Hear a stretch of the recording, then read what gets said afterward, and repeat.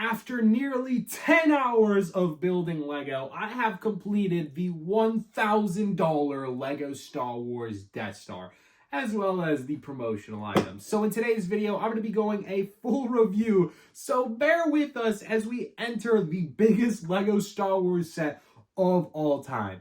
For those of you who are wondering, the quick facts: there's over 9,000 Lego pieces, 38 minifigures, and well, it's going to cost $1,000 releasing on October 1st. Also included with an exclusive gift with purchase, which if you look into the model, you'll see a nice TIE fighter hanging. So if that interests you, hit that subscribe button, smash the like button, and let's review. That's no moon. Yeah, that's actually a space station. Now, this Ultimate Collector Series Death Star, although comes in one of the biggest Lego boxes and is the biggest Lego set I've built to date, it's quite impressive, and I've always liked to look at the box art. This one features a lot of the inside and interior scenes on the backside, which is awesome for collectors. If they're looking at the box, they could get a nice depiction. A nice 1-to-1 scale of the laser there. It's pretty cool. And then all 38 minifigures stamped on the box on the far side. Now, if we compare this box to previous UCS sets like the AT-AT or the Venator, which are the exact same size, it's a little bit taller, but a little bit less in width. Now, I will go through all the minifigures individually as we unravel this set, but we have so many that I just can't get away from talking about in the early on.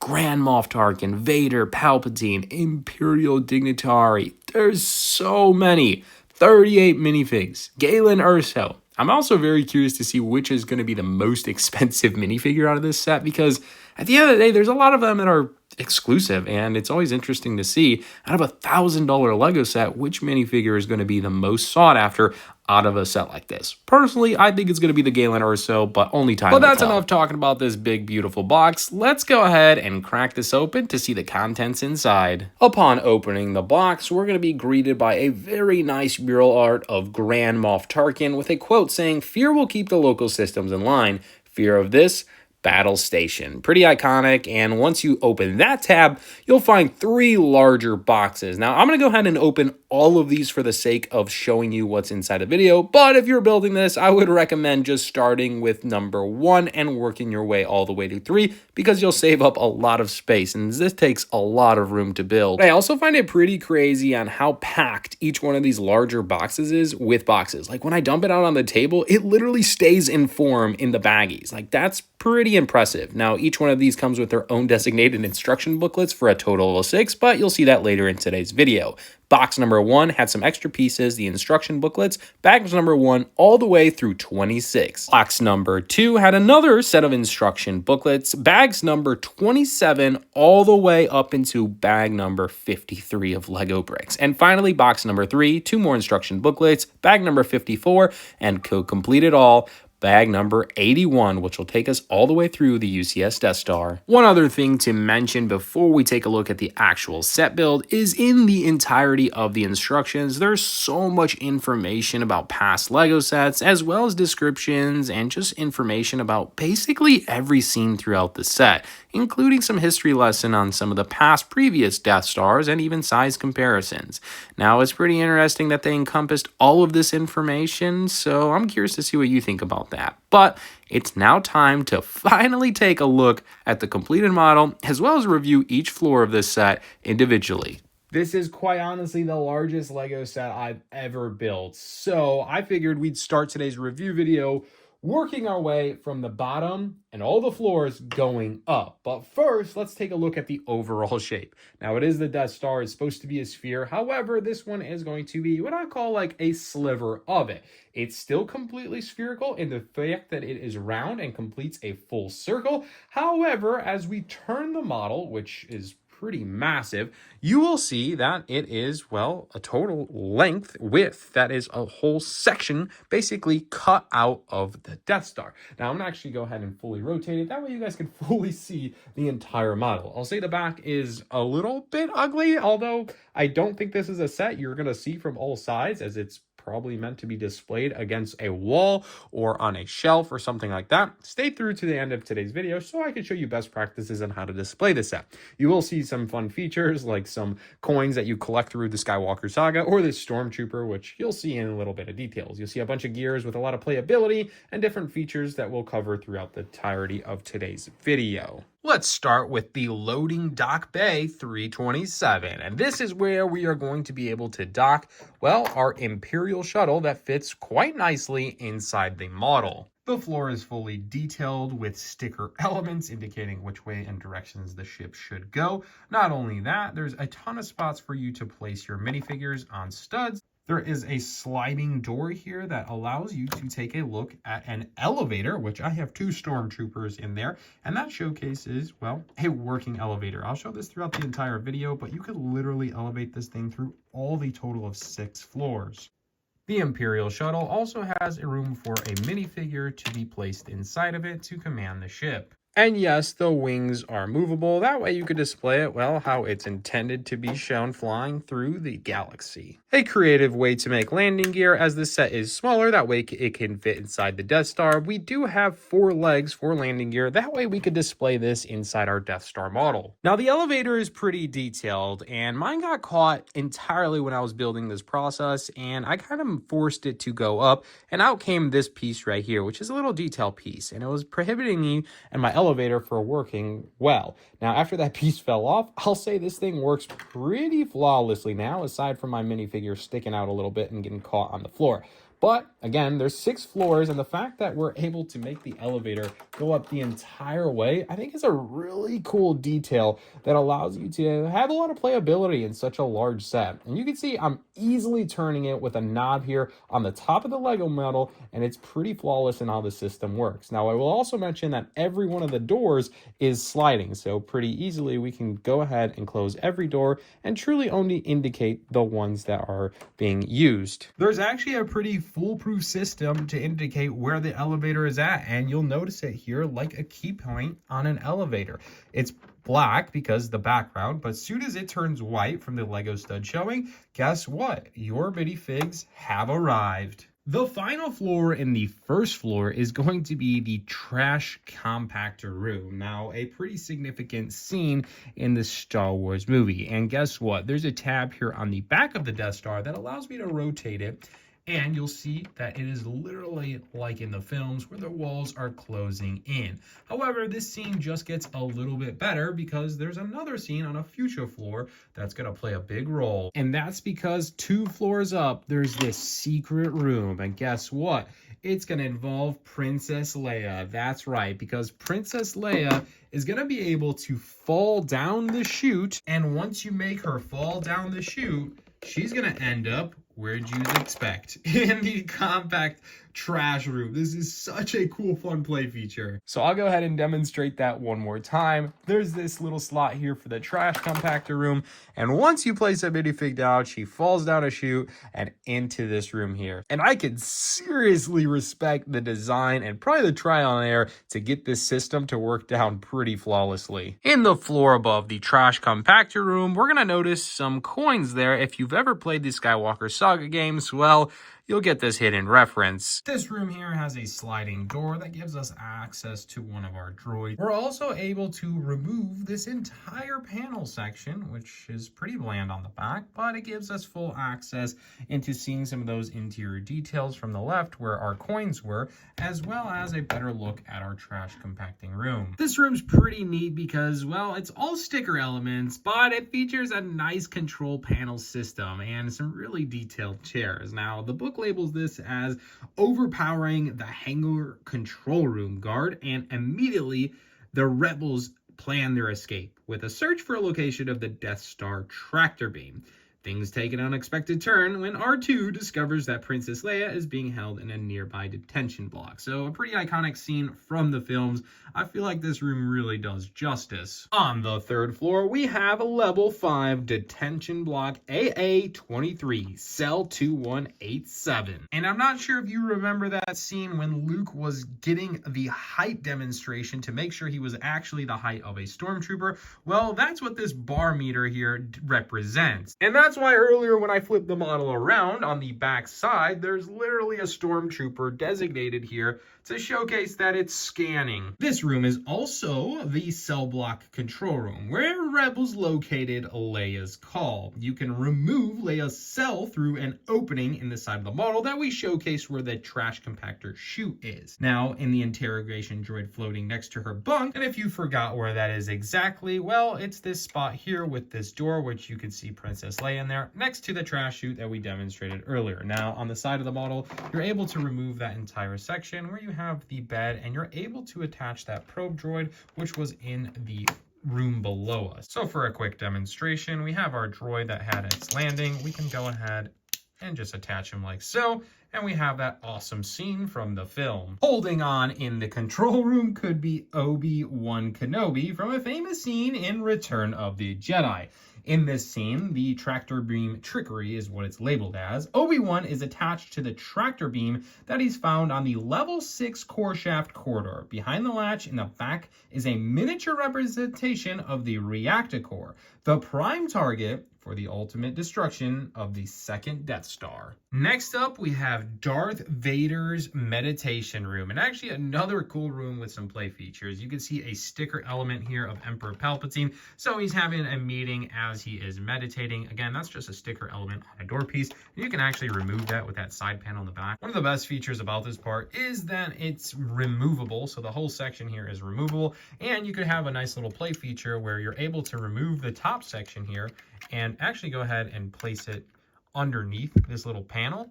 And that way you can kind of close off the meditation chamber room. That way it really does look like Darth Vader's meditating. Hidden on this wall and side panel is a sticker element with some posters of some other Star Wars references. So in both of the Death Stars, since this model has depictions of the Death Star 1 and 2, we have the control panels for the super laser. Now this room is called the Theta Sector, and this is where Grand Moff Tarkin oversees all maneuvers of the gigantic battle station, and gunners can activate the laser dish. The room can be removed from the model, and that's to have access to the floor below to place minifigures through the viewpoint in the back. You can see Alderaan before it blows up, so if you turn a little knob here on the side of the model, you'll see Alderaan. You'll see how it goes from this beautiful planet and gets destructed and destroyed by this laser. I don't know why I'm laughing, but destruction seems to amuse me. Now, I'll also call out this feature right here.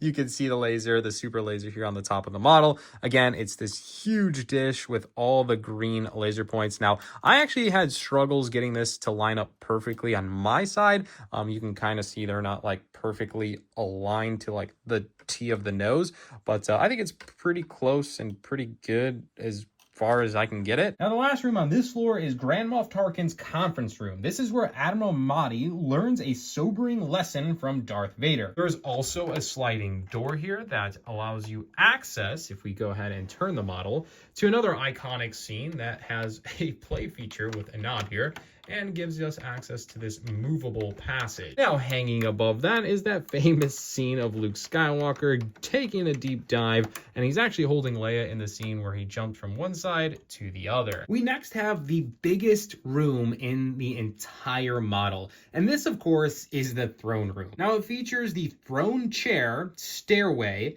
a catwalk, and a circular viewpoint with a full view of the galaxy, and that's actually where I have stationed Emperor Palpatine. I mean, like, come on, guys. This is a pretty epic scene where you can recreate Darth Vader battling it out with Luke Skywalker. I feel like my biggest regret and thing I wish I asked for in this section is the fact that there's nowhere to place your minifigs to stand. Like, there's a couple spots in between, like these circular studs, but the minifigs just don't stay there really well. So if Lego had one input on this one, I would include some studs or maybe even a spot that like rotates and enables Darth Vader to battle it out with Luke. There's also a really cool play feature here with a Technic pin here. As soon as you place it, your minifigure can fall off the stand, just like we saw in the movie. There's also a secondary super laser dish control room, and it has a full view of the laser array, and it features some additional control panels of screens and monitors that of course are all sticker elements. And like I said, there's a viewing window here to look and focus on our super laser dish. And like I already talked about this section, it's really cool, and surprisingly for built at a very odd angle and a really odd shape, it's pretty stable for where it's at. Another pretty cool feature is the fact that this entire panel here is really easily removable, just like I showed you. Now, there's also another hidden blaster cannon room here that's pretty neat. And it actually folds open, but only if you remove that top panel. Now, there's plenty of room to fit one of the gunner minifigures that are included in this set. That way you can have a nice depiction of somebody working this. And finally, on our top floor is a panel that is easily lift-upable. And inside is going to be the coolest minifigure of the bunch, the hot tub scenario from the Skywalker saga. This is such a cool minifigure and such a cool scene that they encompassed in this build. There's also a karaoke machine and some other scrubbing material that you would find inside of a hot tub room. Now, the last thing to mention is this is the final floor, and you'll notice how I was working the elevator. Here's the knob that has a few gears, and as you rotate it, you're able to move up or down your elevator that we looked through in the entirety of today's video. And the last feature is going to be the plaque that we get outside of the model. This one has a nice large printed UCS plaque and features the crew, some of the information, as well as the logo of Star Wars and the Death Star. Now, it also is built in to display two minifigures. This one is Krennic and Galen Erso, two of the most iconic throughout the set. Now, if you plan on buying this Lego set day one, for a limited time, you'll be offered an exclusive gift with purchase. This is the TIE Fighter with Imperial Hanger Rack. It's set number 40771, and it's clearly built to combine with set 75419, which is the Death Star. Now, why is that? Well, it is the hanger rack, and it comes with this brick-built hanging rack, and guess what? It literally gets placed with a couple of Technic pins inside the model. Now, inside you'll also build a TIE Fighter. Now, I will say this one is tiny and not the most detailed, but I think it's pretty cool that a GWP comes to be built alongside the model. So it hangs in there quite nicely and truly kind of completes the hangar bay. You'll also get this here inside with an Imperial crate, and those are printed elements. I mean, come on, they really made us have to have this, and you could place this on here and it fits quite nicely inside the hangar bay. Our minifigures included is Luke Skywalker, the Luke Skywalker Stormtrooper, Luke Skywalker as a Jedi, Princess Leia, Han Solo as a Stormtrooper, Chewbacca, Obi-Wan Kenobi, C-3PO, R2-D2, Grand Moff Tarkin, Darth Vader, Emperor Palpatine, Imperial Dignitary, Yularen, Admiral Mati, General Taj, Director Krennic, Galen Erso, a droid RA-7, 6 stormtroopers within 2 additional ones from our GWP, 2 Imperial gunners, 2 Imperial crew members, 2 Imperial Navy troopers, an Imperial Navy officer, an Imperial shuttle pilot, 2 Imperial Royal Guards, R3-T6, a hot tub stormtrooper from the Skywalker series, and a TIE Fighter pilot from the GWP. This Lego set is seriously no joke, and for $1,000, it should be just that. But does it deliver for $1,000 price tag?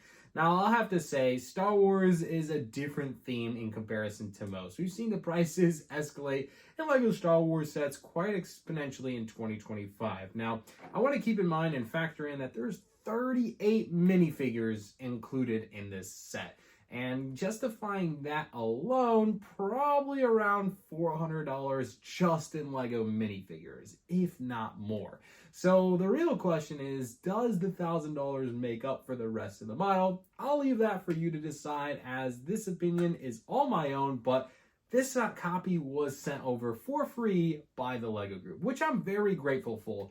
And to keep that all transparent, I really enjoyed this set, and the moment I found out that this was coming out, this was a Lego set that I wanted to build, and one that I was really excited about. Now, did it deliver? I think so. I think this is going to be one of the ultimate sets that you can complete a collection without buying other Lego sets. Now, I know there's many scenes like the trash compactor room, the Emperor's throne room, that we've seen Lego make in minifig, playscale, or dioramas, right? Well, this set encompasses all those. So if you missed out on all those dioramas, well, why not just have all of those individual Lego sets built into one grand display? So put it like this, it's kind of a different perspective, but if you have a bunch of those Lego models from previous years on the Imperial Shuttles, you have the Emperor's throne room, the trash compactor room, TIE interceptors, TIE fighters, and then the boarding the tank of the hallways, right? Then maybe this set might not be for you. But if you're the ultimate collector Star Wars fan, you're probably going to buy this anyways. Regardless, $1,000 is a ton of money for a Lego set, but I'm curious to see what you have to think in the comments below. Does it justify the first $1,000 Lego Star Wars set at over 9,000 pieces and 38 minifigures? I'm curious. Anyways, a big thank you to LEGO for gifting this copy for review. I'm curious to see and feedback from you guys in the comments section below. And as always, if you want to see more 2025 LEGO reviews, hit that subscribe button and check out the playlist at the end of today's video to see our other reviews on sets throughout the year.